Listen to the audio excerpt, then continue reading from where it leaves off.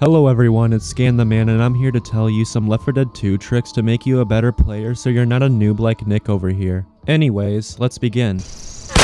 We all know it's incredibly annoying when you're filling up the stock car and a smoker grabs you with his tongue, but there's a way to go about this if we fix this small little mistake that we didn't do that could also benefit you in other finales. When he does grab you, drop the gas can at your feet, then it will break his tongue. Being surrounded by commons isn't fun, especially when you're out of ammo and you're on a cooldown from shoving too many times to get them off. But if you take an adrenaline shot, it will reset the shove cooldown and you'll be able to shove infinitely until the effects of the shot wear off, making you able to dash for the safe room. Speaking of safe room, if a witch is chasing you and you start heading towards one without her catching up to you, go inside, then the witch will suddenly stop because she will be confused, making her mindlessly run away until she disappears. Are you sick and tired of being charged out the window in the first chapter of Dead Center? Well, if you shift walk up to a window, a charger will be unable to take you out the hotel due to him touching the hitbox of the window frame, making this a useful trick to bait a charger in versus mode, which would make the infected team really angry and confused to why the death charge didn't work. Healing yourself can be annoying when you just want to go out and kill some zombies, so here's a way you can instantly heal.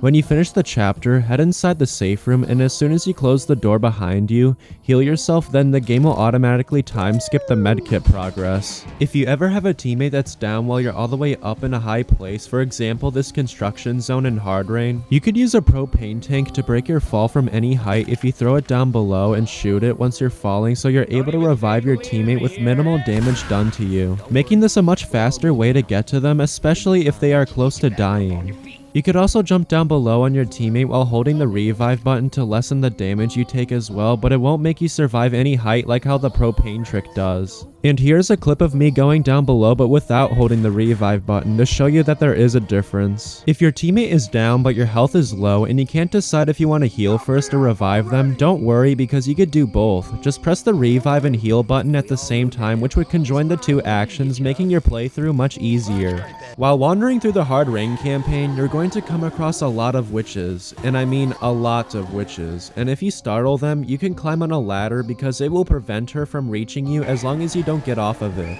So that's why you need to have a teammate to finish her off for you so you're able to climb back down.